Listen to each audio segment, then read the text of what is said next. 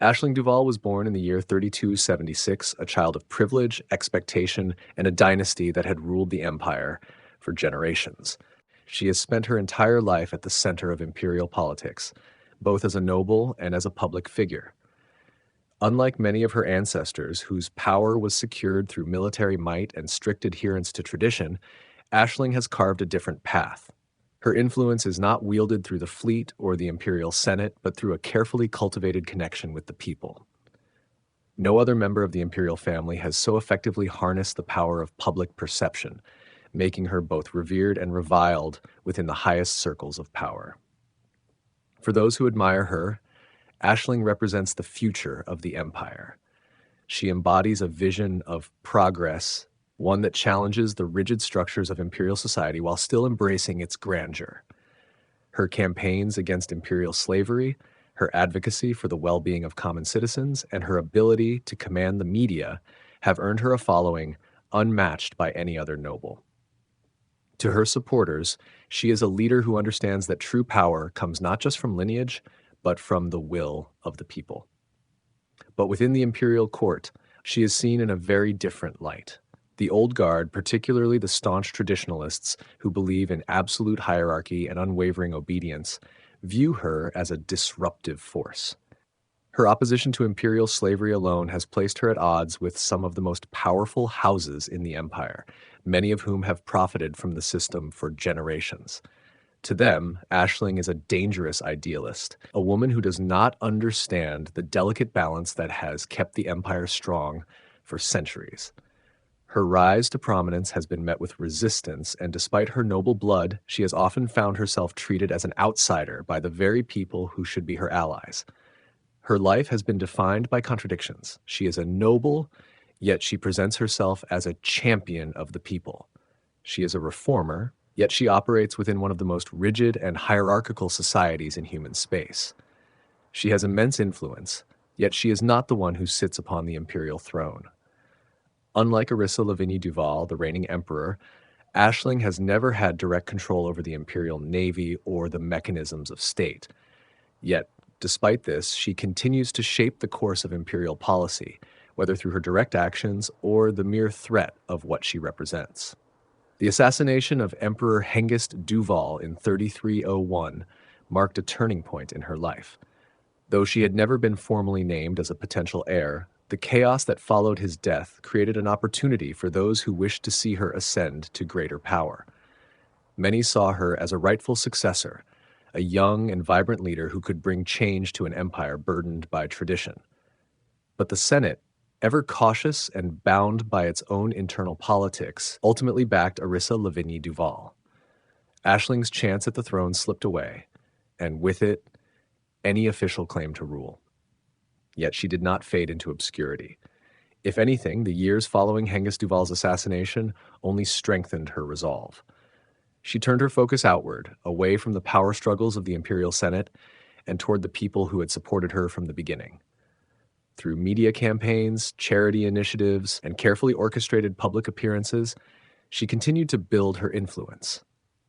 The Citizens Relief Trust, her initiative to provide former imperial slaves with freedom and economic opportunity, became one of the most well-known humanitarian programs in the empire. Though she lacked the authority to outlaw slavery outright, she wielded her popularity as a weapon, forcing the issue into the public consciousness in a way no other noble had dared to do. Her ability to balance tradition with modernity is what makes her unique. Unlike radical revolutionaries who seek to dismantle the imperial system entirely, Ashling does not call for an end to the empire. She calls for its evolution. She embraces its grandeur, its deep cultural roots, and its sense of duty and service, but she rejects the notion that the nobility must remain detached from those they rule.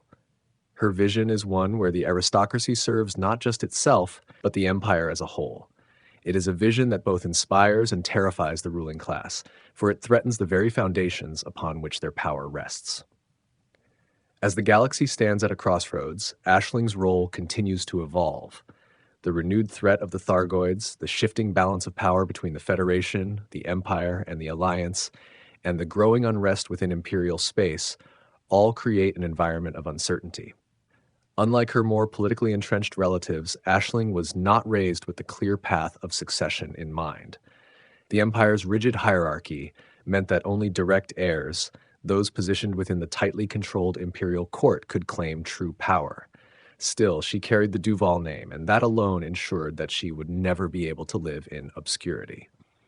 Her mother, Florence Lavigny, was not a woman of mere decorative nobility. She had a mind of her own and a vision for an empire that was more just, more accountable to its people, and less beholden to the entrenched aristocracy that had ruled for centuries. Though she was not among the most politically dominant members of the Duval family, her ideas and influence placed her in a precarious position within the imperial court. Some saw her as a dangerous idealist, others as a necessary voice in an otherwise rigid system. Regardless of how she was perceived, Florence's influence on Ashling was undeniable. The values she imparted would shape her daughter's worldview and, in time, turn Ashling into one of the most divisive figures in imperial history. Ashling was raised in the grand estates of Emerald, a world known for its luxury, opulence, and the sheer scale of its wealth. It was a place where nobles entertained themselves with elaborate feasts and artistic displays, where wealth and status meant everything, and where the Duval family held court with the most powerful families in the empire. From the moment she could walk, she was surrounded by expectation, carefully tutored in the ways of imperial diplomacy, etiquette, and political maneuvering. Even as a child, she understood that every action, every word, and every movement carried weight in the empire's complex social web. Despite this, Ashling was never one to simply accept tradition without question. Unlike many of her noble counterparts, who embraced the structured life expected of them, she had a natural curiosity and a desire to connect with those outside the gilded halls of nobility. While she was educated by the finest tutors in subjects such as imperial history, political strategy, and the philosophies of governance, she also developed an interest in the lives of the people beyond the estates. This trait, though seemingly harmless in childhood, would later put her at odds with the aristocracy that expected her to remain distant, to rule but never truly engage. The early years of Ashling's life were not without tragedy. The sudden and unexpected death of her mother cast a long shadow over her upbringing. The official accounts claimed it was an accident, but whispers of something more sinister lingered in the corners of the imperial court. Florence's outspoken views had made her enemies, and though nothing was ever proven, some believed that her death was not entirely natural. Whatever the truth, Ashling was left without the guiding presence of the woman who had shaped much of her early worldview. In the years that followed, she was raised primarily under the watchful eye of the Duval family's appointed guardians, individuals who sought to ensure that she grew into a noble fit for the empire. Yet, even under their guidance, Ashling remained different. She was not content to simply be a symbol of aristocratic grace. She wanted to be a force of change. From a young age, she demonstrated an ability to command attention, to inspire those around her, and to shape public perception in a way that few nobles ever could. By the time she entered her teenage years, it became clear that Ashling was not just another noble in the imperial hierarchy. While other members of the Duval family focused on military power, economic dominance, or political maneuvering, she developed a unique talent, an innate ability to connect with people on an emotional level. She understood the power of image, of carefully crafted words, and of public appeal. Whether instinctive or deliberate, she cultivated an identity that was distinct from the cold, detached rulers of the past. As she grew, so too did her influence. Even before she formally entered the political arena, she had already captured the attention of the media, who were fascinated by this young Duval, who seemed so unlike her predecessors. She embraced the attention rather than shying away from it, using it to shape her own narrative rather than allowing the imperial court to do it for her. By the time she reached adulthood, she had already been given a name by the people, the people's princess, a title that would define much of her early career. The aristocracy, however, remained divided on what to make of her. Some saw her as a mere entertainer, a woman too caught up in the spectacle of her own public image to be taken seriously. Others, however, saw something far more dangerous, a noble who did not adhere to the traditions of detachment and distance, one who could command the loyalty of the people in a way few before her ever had. Ashling's birth and early years were marked by contradictions. She was raised in luxury, yet displayed an unusual empathy for those outside the noble class. She was trained in imperial tradition, yet constantly pushed against its boundaries. She was born into a family of rulers, yet was never positioned as a direct heir to power. And yet, despite or perhaps because of these contradictions, she would become one of the most talked about figures in the empire's modern history. As she stepped onto the stage of imperial politics, one question lingered in the minds of those who watched her rise. Would she be the voice of a new empire, one that could evolve and adapt to the changing times? Or would she be yet another noble who, despite her grand ideals, would ultimately be consumed by the very system she sought to change? Only time would tell. From the moment Ashling Duval stepped into the public eye, she was unlike any noble who had come before her. In an empire defined by strict hierarchy, where rulers were expected to remain distant from their subjects, she broke convention. She did not simply embrace attention, she commanded it. The media followed her every move, citizens adored her, and before long, the title emerged that would define her: the People's Princess. It was not a title she had chosen, nor was it granted to her by the Imperial Senate. It was a name given by the people of the empire, a reflection of her unique ability to connect with those far removed from the grand halls of power. Where the traditionalists of the Senate and nobility believed in governance from above, Ashling presented herself as someone who walked among the people, who saw them as more than just subjects. It was a dangerous precedent, and one that made her either an inspiration or a threat, depending on who was watching. Her rise to prominence was not immediate. In her younger years, she had been seen largely as a curiosity, a noble with an unusual flair for showmanship, one who spent more time cultivating public favor than engaging in the complexities of imperial politics. She leveraged the power of modern media in ways no noble had before, using interviews, public appearances, and high-profile charity work to craft an image of herself that was both glamorous and deeply personal. Her supporters saw her as a modern noble, one who understood the concerns of the people rather than simply ruling over them. Her critics saw her as a distraction, an aristocrat who had turned politics into a spectacle. By the early 3270s, she had become a household name across imperial space. Unlike her counterparts in the Imperial Senate, who often spoke in measured, calculated statements, Ashling was unafraid to express herself in ways that felt genuine and unscripted. She laughed, she spoke passionately, and she engaged with the people as if they were equals. It was this relatability that made her so beloved by the lower and middle classes of the empire, many of whom had spent their lives under the rule of nobles who had never once acknowledged their struggles. Her influence was most evident in the world of charity and social programs. While many nobles made token gestures of philanthropy, Ashling took it further, personally funding and overseeing initiatives that aimed to uplift the less fortunate within the empire. She supported educational programs, funded medical facilities, and, most notably, began advocating for the rehabilitation of imperial slaves. This stance, more than any other, solidified her as a divisive figure within the aristocracy. The practice of imperial slavery, though regulated, was deeply embedded in the empire's economy and culture. To speak against it, even subtly, was to challenge centuries of tradition. Despite the growing resistance from the more conservative factions of the Senate, she continued to push forward. In 3285, she founded the Citizens Relief Trust, an organization dedicated to assisting freed imperial slaves in integrating into society. The program provided education, employment opportunities, and financial support, ensuring that those who had once been bound to servitude had a real chance at a new life. Though she never openly called for the abolition of imperial slavery, the implications of her actions were clear. To many, she was laying the groundwork for something far greater, a shift in imperial values, one that would eventually force the question of whether the institution had any place in the future of the empire. Not everyone saw her actions as noble. To the aristocracy, particularly the older families who had built their wealth and power through generations of imperial tradition, she was reckless, an upstart noble who did not understand the delicate balance that held the empire together. There were whispers that she was naive, that she had been shielded from the true workings of power by the comfort of her wealth and privilege.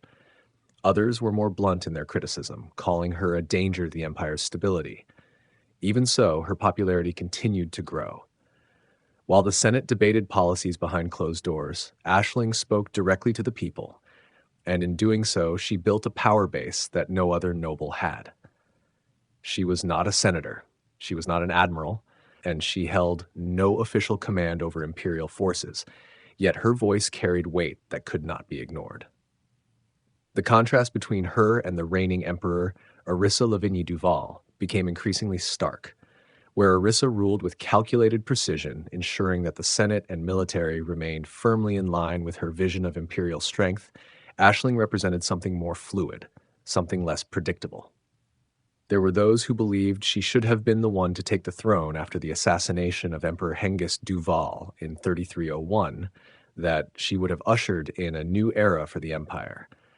But the Senate had backed Arissa, and with that decision, Ashling's political aspirations, at least for the throne, were effectively silenced. Still, she did not fade into the background. If anything, she became more influential in the years that followed. While Arissa focused on consolidating power and maintaining imperial stability, Ashling continued to cultivate her relationship with the people. She used her growing influence to shape discussions on issues that had long been ignored by the nobility.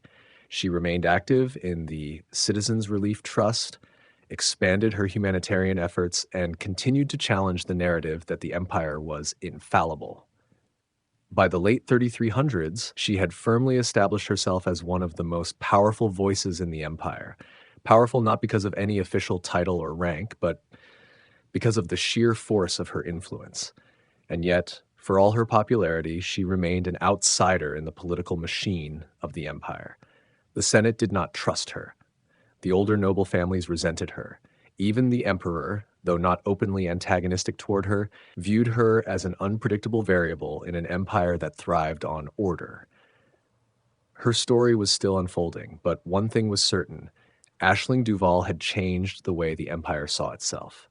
She had shown that power was not only found in military fleets and political maneuvering, but in the hearts and minds of the people. She had made herself indispensable, not through force, but through belief.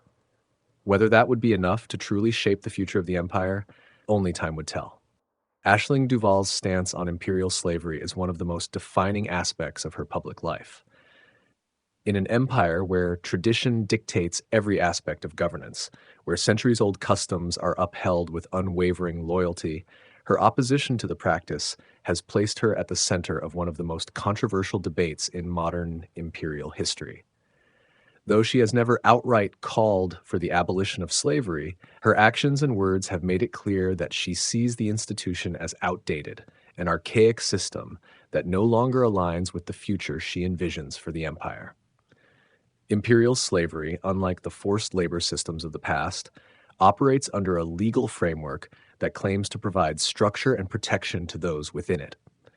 Those who enter into contracts of servitude do so with the understanding that their service is temporary, that they will eventually regain their freedom once their obligations are fulfilled. The practice has been a core part of imperial society for generations, with many noble houses relying on it as the foundation of their economic and political power. For the aristocracy, it is not just an institution, it is a way of life, a mechanism that has kept the empire stable and functioning for centuries. But to Ashling, it is a stain on the ideals the empire claims to uphold. From the early days of her public career, she made her position clear. The empire must evolve, and that evolution must include a reevaluation of the role slavery plays in society. She established the Citizens Relief Trust, an organization dedicated to assisting those who had completed their terms of servitude, helping them reintegrate into society with education, financial support, and employment opportunities. The initiative was unprecedented, as no other imperial noble had openly challenged the long-standing belief that once freed, former slaves should be left to fend for themselves. Her actions were met with immediate resistance from the aristocracy. The Imperial Slave Association, a powerful lobbying group with deep ties to many of the wealthiest families in the empire, condemned her efforts, accusing her of undermining the stability of imperial society. Some senators dismissed her as naive, a young noble who did not understand the complexities of the system she sought to change. Others, however, saw her as a genuine threat, one who, if left unchecked, could ignite discussions that many within the empire preferred to avoid. Despite the backlash, her popularity among the lower classes grew.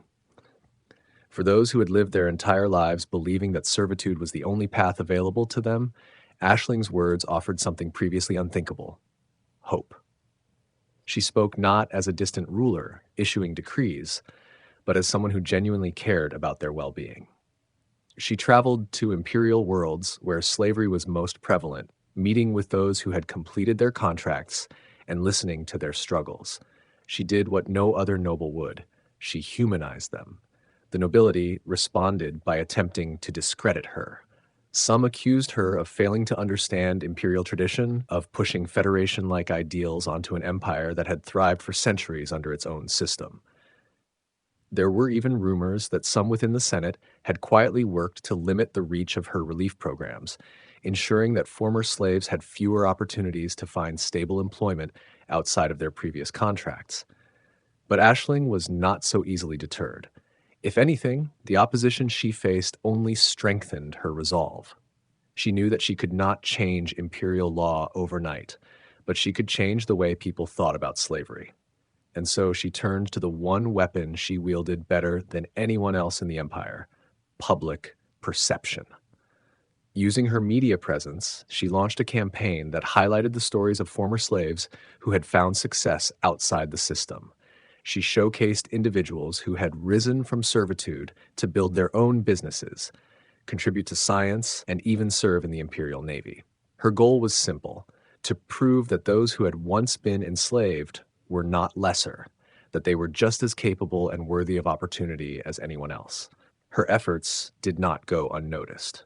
Public opinion on slavery had begun to shift. While the practice remained legal and deeply entrenched, discussions about its future had moved from the fringes to the forefront of imperial politics. Young nobles, inspired by Ashling's vision, began questioning whether the institution was truly necessary. Even some within the Senate, though hesitant to openly support her, acknowledged that reforms might one day be inevitable. Yet, for all her success in shaping public discourse, Ashling remained politically isolated. The Emperor, Ashling Duval, maintained a careful neutrality on the issue, neither openly condemning nor supporting Ashling's initiatives. It was a calculated move. Arissa knew that to speak against slavery outright would risk alienating the powerful, noble families that upheld the practice, but to silence Ashling completely would risk backlash from the increasingly vocal movement she had created. The question remained: how far was Ashling willing to go? Would she one day push for full abolition, challenging the very foundation of imperial aristocracy? Or would she continue her gradual approach, hoping that time and public sentiment would eventually erode the practice without the need for direct confrontation? Her critics continued to dismiss her efforts as little more than grandstanding, yet the impact of her work was undeniable. The Citizens Relief Trust had grown into one of the most influential humanitarian organizations in the empire, providing thousands with the means to rebuild their lives. Former slaves who had once been forgotten were now being given a voice, and though the Senate had yet to take legislative action, the shift in public opinion was impossible to ignore. By the late 3300s, slavery remained legal, but it was no longer untouchable. What had once been an unquestioned institution was now the subject of debate, and that debate was largely due to Ashling Duval. Whether she would ultimately succeed in her mission remained to be seen. But one thing was clear: she had already changed the empire in ways no one had thought possible. Her battle was not just against an institution, it was against history, against tradition, against a way of life that had endured for generations. And yet, she fought on. Not with fleets, not with armies, but with words, with ideas, and with the unwavering belief that the empire could be something greater than it had ever been. The assassination of Emperor Hengist Duval in 3301 sent shockwaves through the empire. What should have been a carefully managed transition of power instead became a political battleground, with factions within the imperial court maneuvering to seize control. The power vacuum left in the wake of his death was not just a moment of uncertainty, it was a moment of opportunity. For Ashling Duval, it was a turning point that would define her place in imperial history. Though she had never been the clear heir to the throne, Ashling's popularity made her an undeniable force in the succession crisis that followed Hengist Duval's assassination. With no direct male heir in line, the question of who would take the throne became a matter of fierce debate. The Senate, historically tasked with overseeing transitions of power, found itself divided. Traditionalists backed Arissa Lavinie Duval, who was rumored to be Hengist's illegitimate daughter, while others argued for a different approach, one that considered the will of the people as it did bloodline. Unlike Arissa, who had built her influence through military alliances and political connections within the Senate, Ashling's power came from an entirely different source. She had the loyalty of the people, the admiration of the lower classes, and the attention of a media empire that had elevated her to a near mythical status. The nobility may not have taken her seriously, but they could not ignore her. For the first time in centuries, the succession of the imperial throne became a battle of ideology as much as it was a question of legitimacy. The question was simple but dangerous. Should the next emperor be chosen by lineage and the will of the Senate, or should the empire recognize the voice of its people? Ashling, ever the master of public perception, did not openly declare her intention to take the throne. She knew that such a move would be met with immediate resistance from the Senate and the more conservative branches of the imperial aristocracy. Instead, she allowed speculation to grow, giving carefully worded interviews where she spoke of the future of the empire, of the need for leadership that understood the challenges of a modern galaxy. To her supporters, the message was clear: she was ready to rule. Her detractors, however, were just as vocal. They claimed she was nothing more than a socialite, a noble who had built her image on spectacle rather than substance. Some senators even suggested that she lacked the experience necessary to lead, that her vision of a more compassionate empire was naive and would weaken its strength on the galactic stage. They saw Arissa as the more capable ruler, disciplined, strategic, and willing to wield the full might of the Imperial Navy when necessary. In the weeks following Hengist's death, the Senate convened to decide the fate of the empire. While Ashling had gathered significant support among the younger nobles and reformists, the old guard remained firmly aligned with Arissa. The military, too, leaned in Arissa's favor. Imperial admirals saw in her a leader who would uphold their strength and maintain the dominance of the fleet. Ashling, with her emphasis on diplomacy and social reform, was viewed as an unpredictable risk. The final decision came on October 5th, 3301. The Senate officially declared Arissa Lavinie Duval as emperor, solidifying her claim and effectively ending any chance Ashling had at ascending to the throne. The announcement was met with a mix of relief and frustration. Relief from those who feared instability, frustration from those who had hoped for true change. Ashling, ever the pragmatist, did not contest the decision. Publicly, she congratulated Arissa and pledged her loyalty to the empire, vowing to continue her work as a noble and advocate for the people. It was a carefully calculated move. She knew that open defiance would only weaken her position further. Instead, she chose to wait, to watch, and to continue building her influence beyond the halls of power. Yet, the struggle for the throne had changed her. In the years that followed, she became more than just a public figure. She became a symbol of what could have been. Even as Arissa consolidated power, Ashling's supporters continued to grow in number, particularly among the younger generation of Imperials who saw her as the future of the empire. Her absence from direct rule did not mean she was powerless. If anything, it made her more dangerous to the establishment. Without the burden of the throne, she was free to speak as she pleased, to push for reforms without the constraints of Senate approval.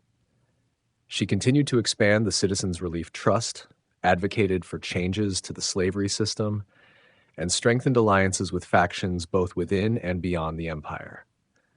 There were those who believed she was simply waiting for the right moment to rise again, that her ambitions had not been extinguished but merely delayed. Some whispered that she still had powerful allies within the nobility who believed that one day the empire would need a different kind of ruler. Others speculated that she was playing the long game, slowly reshaping public opinion until the Senate could no longer ignore the will of the people. Regardless of what the future held, the events of 3301 had cemented her as a permanent figure in imperial politics.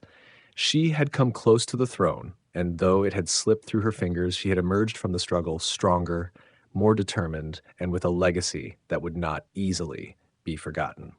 The empire had chosen its emperor, but Ashling Duval remained a force to be reckoned with.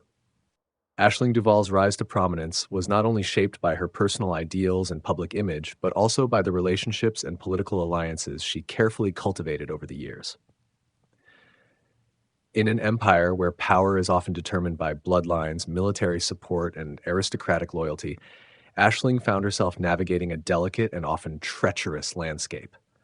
Her ability to form alliances, both within the empire and beyond, became one of her greatest strengths and one of her greatest liabilities. Among the imperial nobility, Ashling's position was always precarious. Unlike Arissa Lavigne Duval, who commanded unwavering support from the Senate and the Imperial Navy, Ashling was seen as an unpredictable variable. Many of the older noble houses viewed her as a dangerous reformist, someone who could disrupt the social and economic order they had benefited from for generations. At the same time, she was deeply admired by younger progressive nobles who saw in her the promise of a more just and dynamic empire.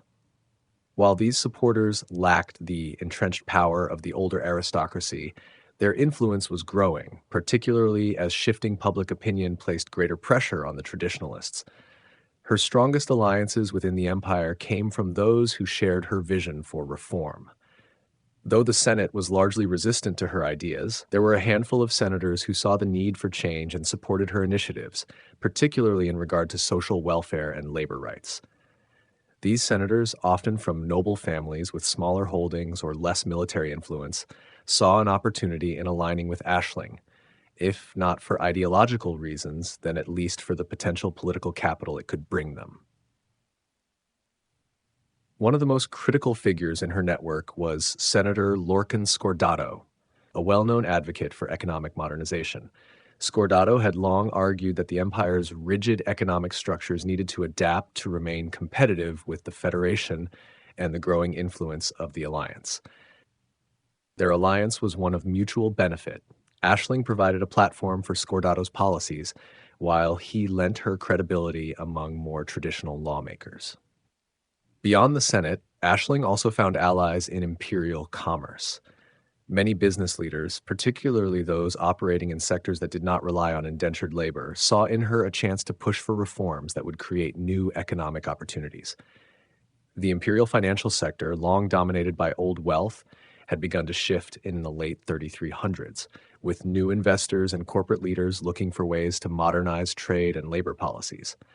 These individuals became key supporters of Ashling's initiatives, helping fund projects like the Citizens Relief Trust and expanding social programs that aligned with her vision. But Ashling's alliances were not limited to the empire alone. Unlike many nobles who were hesitant to engage with external powers, she maintained diplomatic relationships with key figures in both the Federation and the alliance. While she was careful never to appear too sympathetic to either superpower, an accusation that could be politically fatal, she understood the importance of dialogue in an increasingly interconnected galaxy. Within the Federation, she maintained an informal but notable relationship with select senators and business leaders who supported economic and humanitarian cooperation between the two superpowers.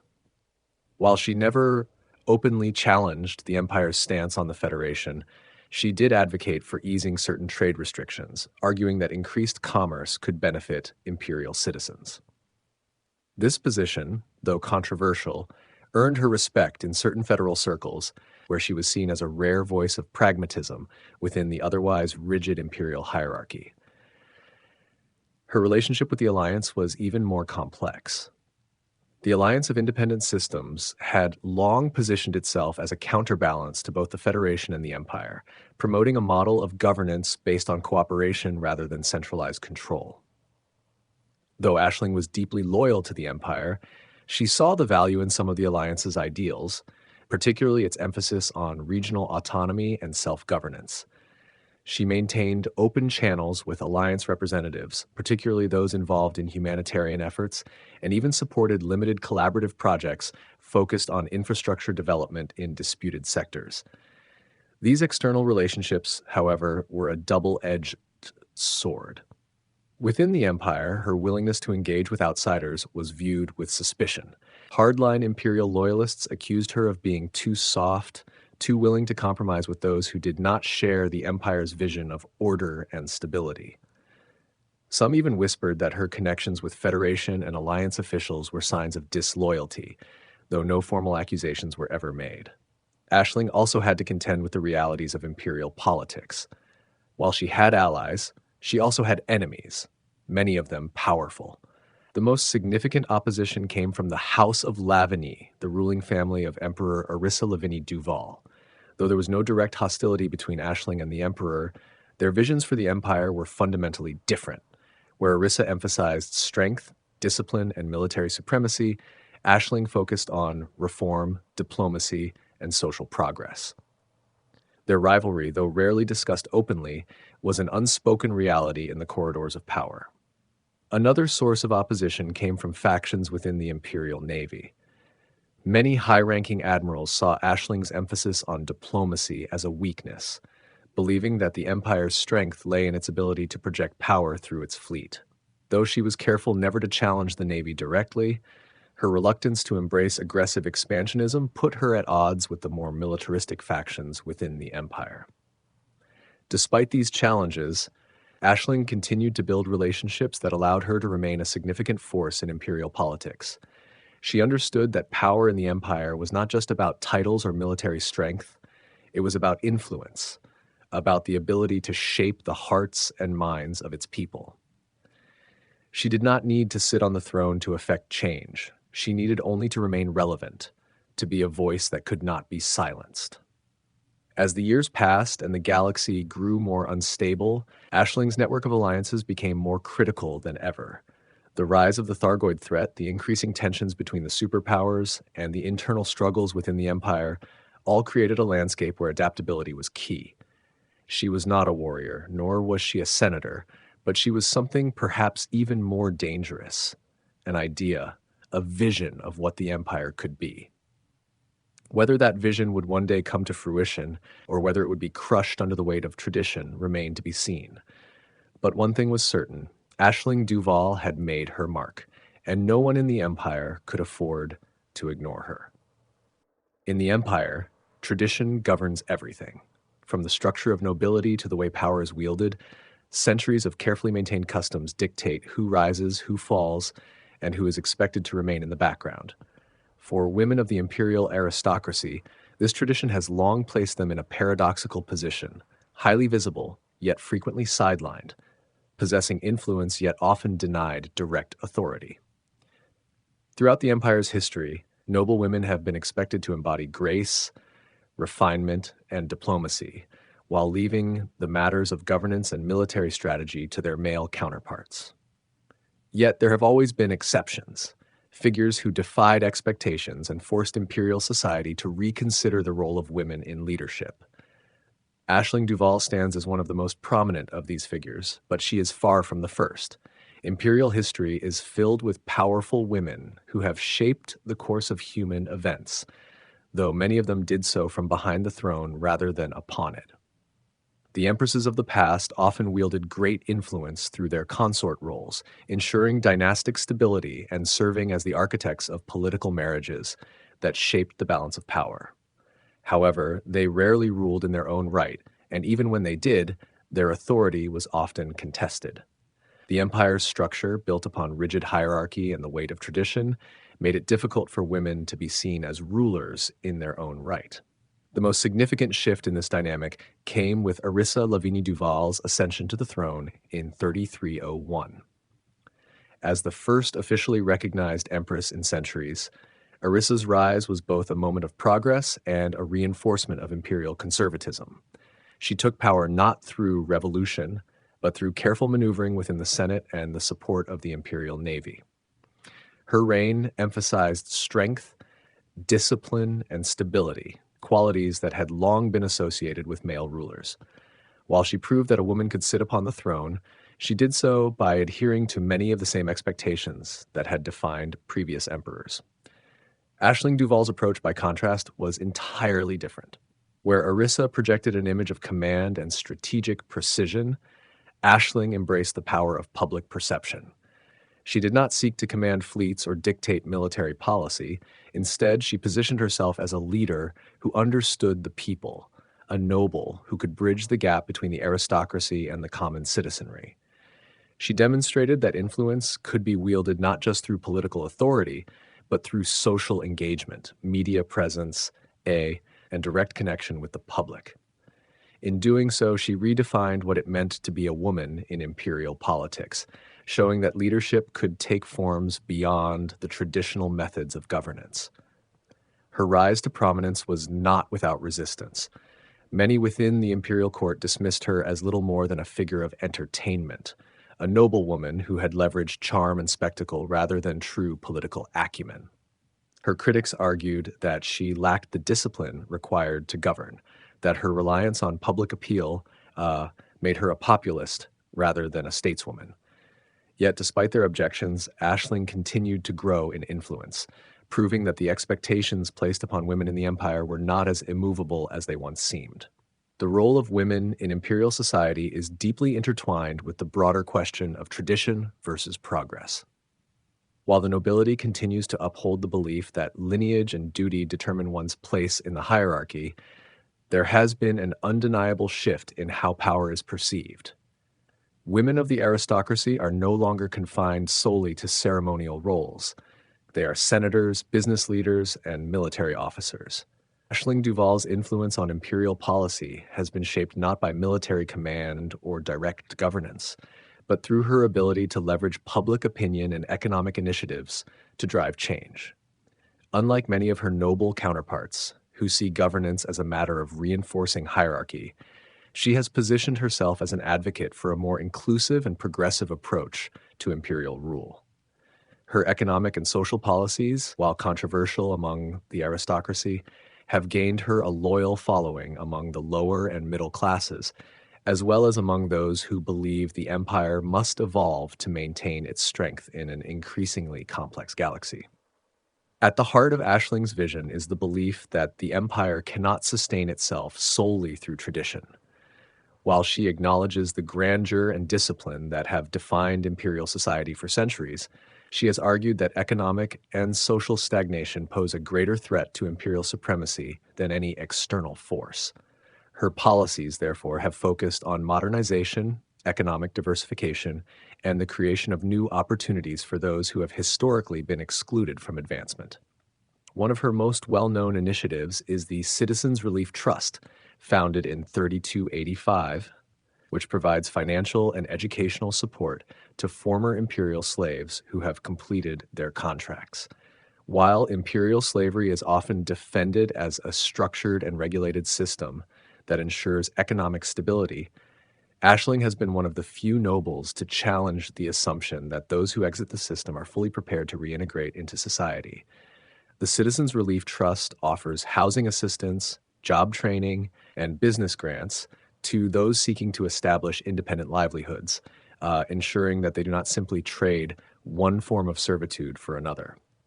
This initiative has had a profound economic impact, particularly in sectors where traditional labor structures have long dominated. By creating pathways for former slaves to become self-sufficient, Ashling has introduced a new dynamic into imperial markets, one where economic mobility is not limited to the noble class or the corporate elite. Predictably, this has led to resistance from those who benefit from the old system. The Imperial Slave Association and several high-ranking senators have attempted to discredit her programs, arguing that they disrupt the natural order of imperial labor. Yet, despite their efforts, her initiatives have only grown in scope with more systems adopting similar models of reintegration. Beyond labor policy, Ashling has also championed economic reforms that promote trade diversification and innovation. While the empire has traditionally relied on its military strength and aristocratic monopolies to maintain control over commerce, she has advocated for greater investment in technology and infrastructure that can expand economic opportunities beyond the reach of the most powerful noble houses. This has included partnerships with independent trade guilds, investment in planetary development projects, and support for technological research aimed at making imperial industry more competitive on the galactic stage. In 3292, she proposed a series of economic incentives aimed at revitalizing struggling imperial colonies on the frontier. These incentives included tax reductions for businesses willing to invest in these regions, as well as grants for infrastructure projects that would improve trade and transportation networks.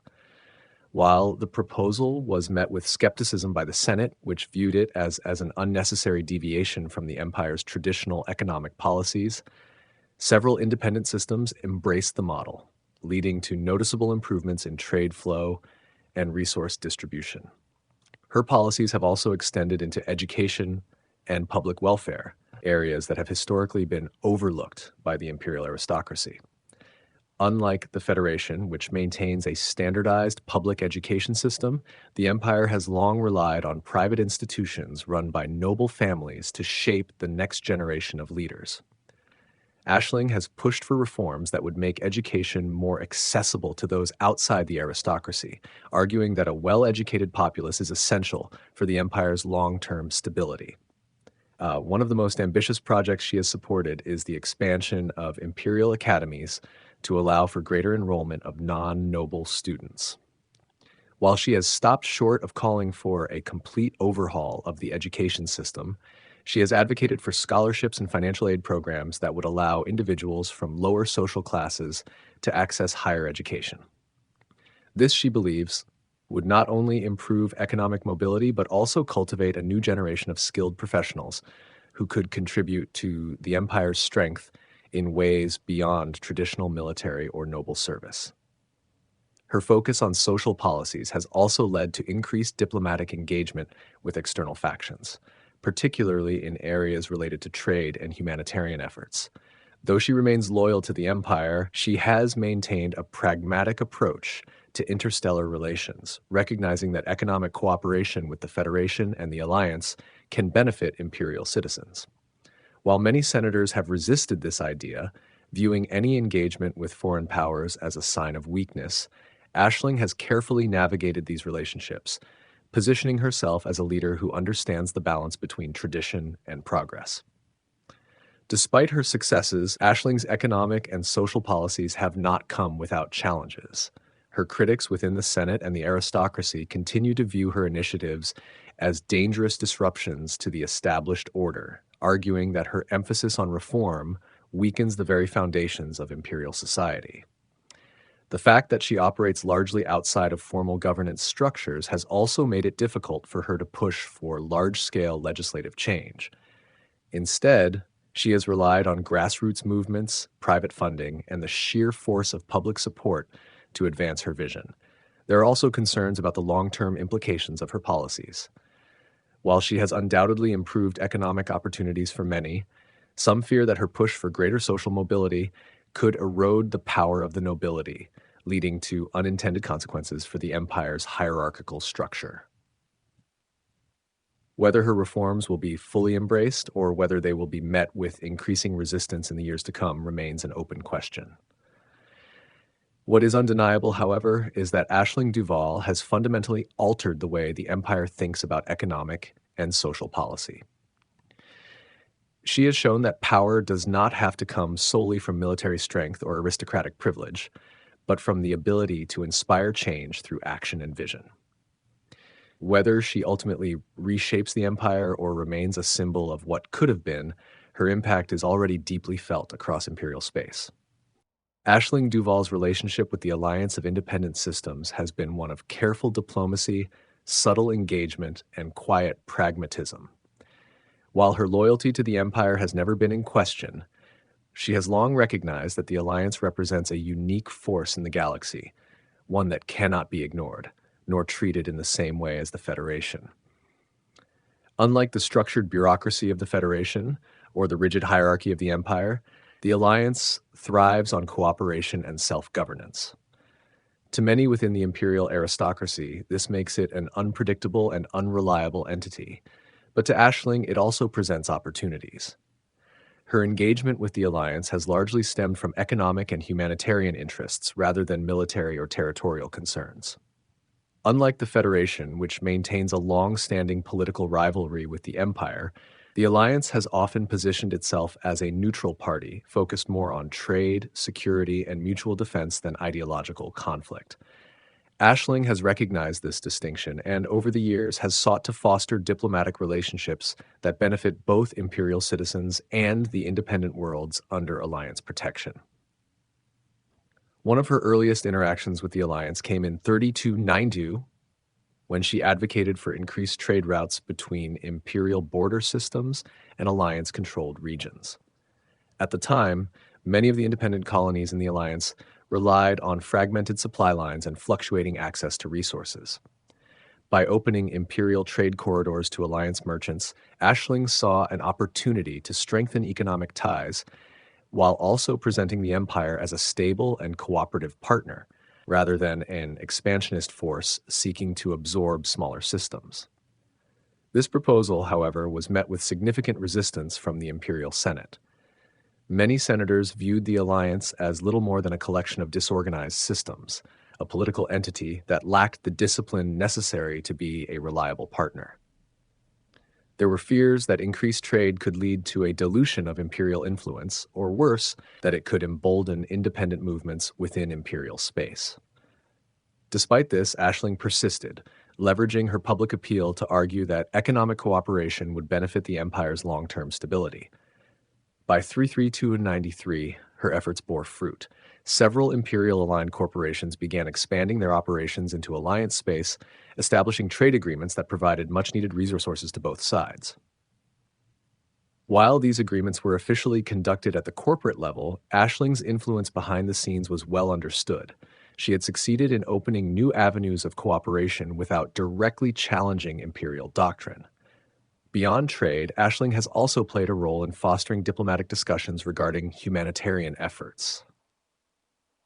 The alliance has long been known for its stance on individual freedoms and its willingness to provide refuge for those fleeing conflicts or oppressive regimes. While the Empire has traditionally viewed such policies with skepticism, Ashling has taken a more nuanced approach. She has quietly supported initiatives that provide aid to displaced populations, including former imperial slaves who have sought asylum in Alliance space. This stance has put her at odds with many within the imperial nobility, who view the Alliance's policies on citizenship and migration as destabilizing. The fear among conservative senators is that by engaging too closely with the Alliance on humanitarian issues, Ashling risks legitimizing a system that runs counter to imperial traditions. Despite this, she has continued to advocate for structured cooperation, arguing that the well-being of individuals should not be compromised by political posturing. In 3301, following the assassination of Emperor Hengist Duval, tensions between the Empire and the Federation escalated, leading to renewed discussions on territorial security. While the Empire focused on reinforcing its military presence along contested regions, Ashling took a different approach. She reached out to several alliance leaders, engaging in discussions about the potential for joint security operations in systems that faced increased piracy and external threats. These discussions were informal. She had no official authority to negotiate military agreements, but they sent a clear signal. Ashling understood that in an era of growing instability, cooperation with the alliance could provide strategic advantages that outright confrontation could not. By ensuring that Imperial and Alliance forces had clear lines of communication in volatile regions, she helped prevent unnecessary skirmishes and secured greater stability for trade routes that benefited both factions. The most delicate aspect of Ashling's relationship with the Alliance has been the ideological divide between their respective governments. The empire values structure, tradition, and loyalty to the Duval dynasty, whereas the alliance thrives on decentralized governance and local autonomy. Many within the Senate believe that the alliance's model is fundamentally flawed, that its lack of central leadership makes it weak. Ashling, however, has shown an understanding of the alliance's strengths, particularly its ability to adapt and its resilience in the face of external threats.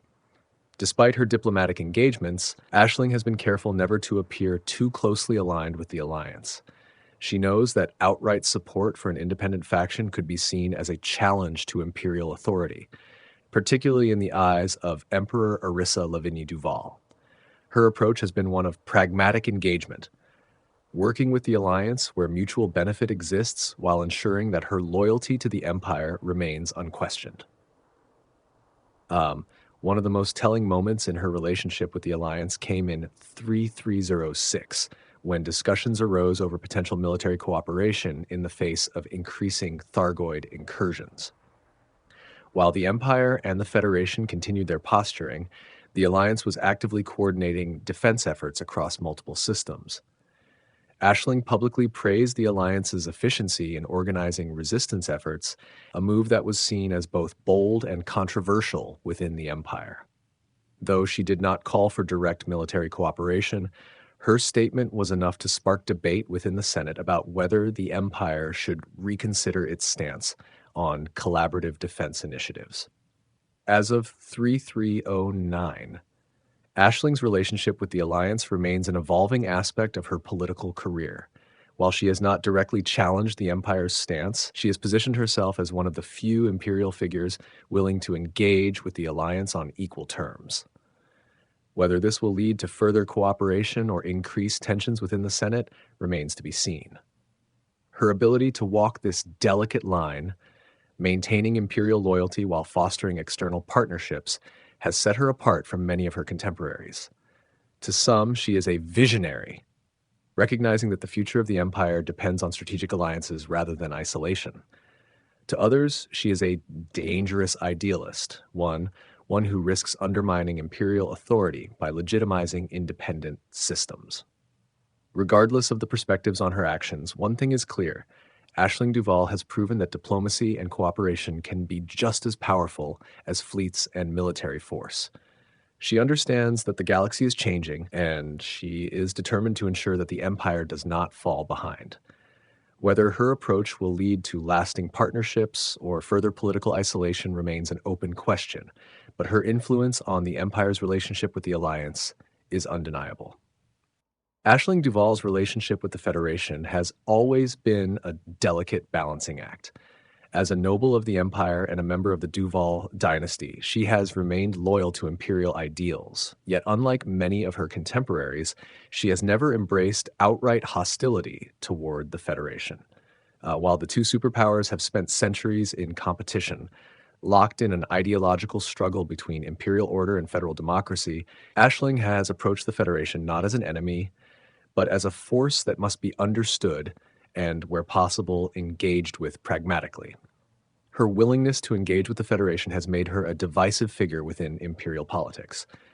The more conservative factions of the Senate view her as dangerously soft on the Empire's oldest rival, accusing her of undermining imperial strength by promoting dialogue rather than dominance. Yet, among younger generations of Imperials and those who see value in cooperation over conflict, she has garnered quiet support. Ashling's first significant diplomatic interaction with the Federation came in 1992, when she called for limited trade agreements that would allow select imperial goods to be more freely exported into federal markets. At the time, tensions between the two superpowers were running high, with border skirmishes and trade restrictions fueling economic friction. Her proposal was met with immediate resistance from imperial senators who saw any economic partnership with the Federation as a sign of weakness. However, she argued that controlled trade would allow imperial industries to thrive while also exposing federal citizens to the superiority of imperial craftsmanship and luxury goods. Despite opposition, the proposal gained traction among imperial corporations that saw the potential for profit.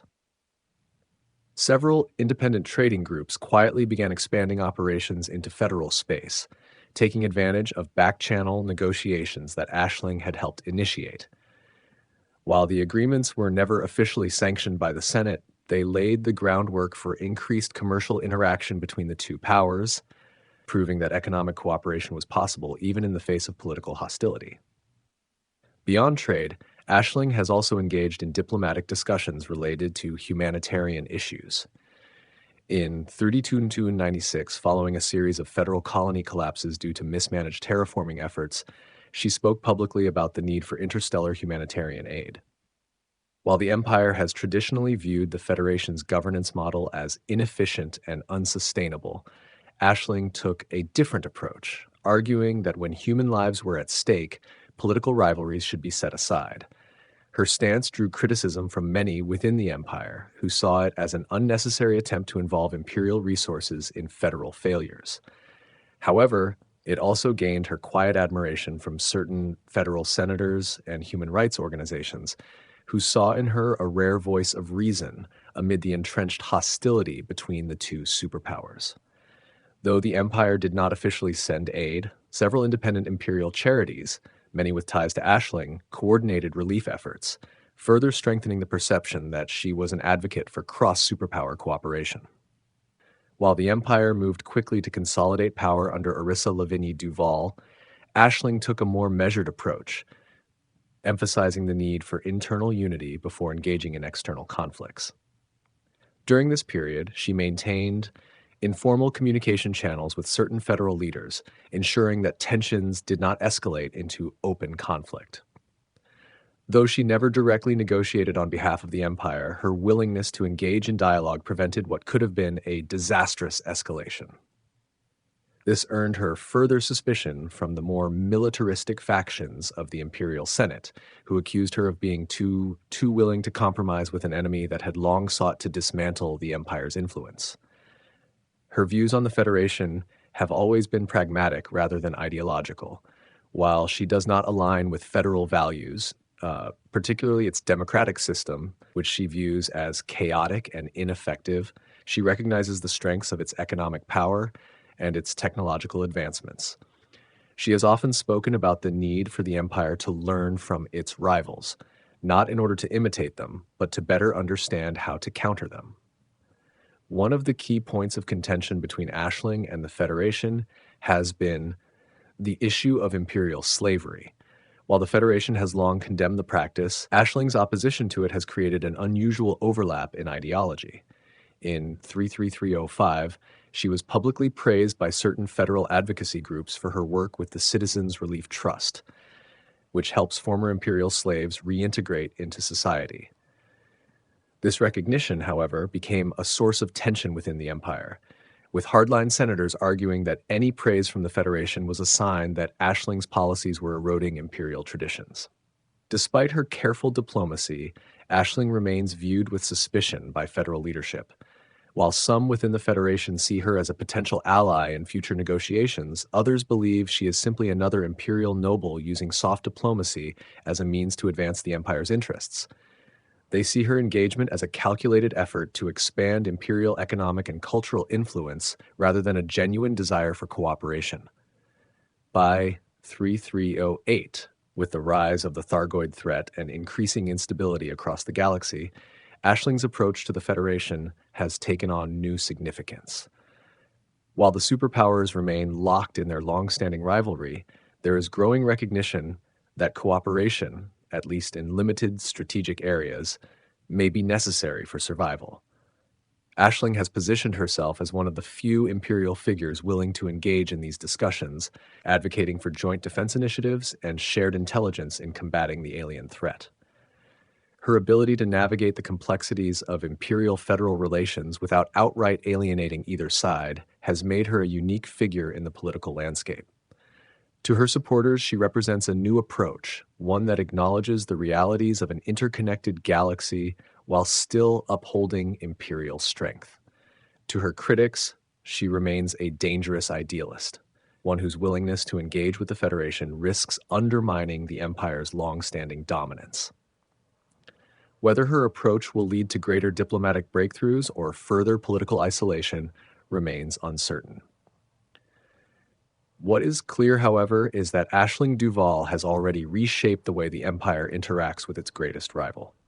While she may never bridge the deep divide between the two superpowers, she has demonstrated that engagement, rather than blind hostility, can be a powerful tool in shaping the future of the galaxy. The future of Ashling Duval remains one of the most widely debated topics in imperial politics. Her rise to prominence has been defined by controversy, public admiration, and relentless political maneuvering. Unlike most nobles, whose influence is tied to direct power in the Senate or the military, Ashling's power has always stemmed from the people. She is the rare figure who can command loyalty without an army, shape policy without holding an official government seat, and influence the course of the empire without sitting on the throne. Yet as the galaxy changes, the question remains, what comes next for the People's Princess? Despite her political setbacks, Ashling has continued to be a force in imperial affairs. In 33301, after the assassination of Emperor Hengist Duval, her supporters saw an opportunity for her to take the throne. However, the Senate ultimately backed Arissa Lavigny Duval, a decision that solidified the more traditionalist factions within the empire. Though Ashling publicly supported the new emperor, her ideological differences with Arissa have remained apparent. While Arissa has ruled with an emphasis on military strength and political consolidation, Ashling has positioned herself as a voice for reform and humanitarian progress. This divide has led many to speculate that Ashling may one day challenge for the throne again. One of the most pressing questions surrounding Ashling's future is whether she will remain an outsider in imperial politics or attempt to claim a more direct role in governance. Her influence has largely come from working outside the traditional structures of power, using public sentiment and media influence to shape imperial discourse. However, as time passes, some of her supporters argue that she must take a more active role within the imperial system if she truly wants to enact lasting change. Whether this means seeking a formal Senate position, aligning with a powerful noble house, or attempting to gain military support remains unclear. There are also growing concerns that her vision for the empire puts her at increasing odds with the traditionalist aristocracy. While she has built alliances with progressive factions, her opposition to imperial slavery, and her willingness to engage with external powers such as the Federation and the Alliance have made her a controversial figure. In 3305, when her Citizens Relief Trust gained recognition from federal human rights organizations, several prominent imperial senators used this as evidence that her policies were weakening imperial identity. Though she remains a Duval, there are those within the Senate who view her as a potential threat to the stability of the empire. Some believe that Ashling's future may lie beyond traditional politics entirely. Her ability to engage with the public on a personal level has made her one of the most recognizable figures in imperial history. Unlike previous nobles who have relied on military or political structures for influence, she has built a brand that transcends formal governance. There are whispers that she may use this influence to establish her own political faction within the empire, one that challenges the dominance of the Senate while still remaining loyal to the imperial throne. If this were to happen, it could lead to a fundamental shift in how power is structured in imperial society. There's also the question of how the Thargoid threat will shape Ashling's future. The war with the Thargoids, which has escalated significantly since 3306, has forced all major powers to reconsider their priorities. While the empire is focused on maintaining military strength and securing its borders, Ashling has taken a more diplomatic approach, advocating for increased cooperation between superpowers to combat the alien menace. In 33308, she publicly praised the Alliance's efforts in organizing anti-Thargoid defense initiatives, a statement that further fueled tensions with imperial hardliners who believe the empire should remain independent in its response. Her stance on interstellar diplomacy could position her as a key figure in future negotiations between the Empire, the Federation, and the Alliance. While many within the Senate continue to resist the idea of cross-superpower cooperation, Ashling's influence could help shift public sentiment toward a more pragmatic approach. If she can successfully balance this without alienating the imperial core, she may find herself in a position to reshape the empire's foreign policy. Another possibility for Ashling's future is a direct challenge to the Senate's authority. While she has traditionally worked within the framework of imperial governance, her growing frustration with the slow pace of change could push her toward more radical action. There have been murmurs that some of her supporters are calling for a direct confrontation with the old aristocracy, arguing that the empire must modernize or risk stagnation.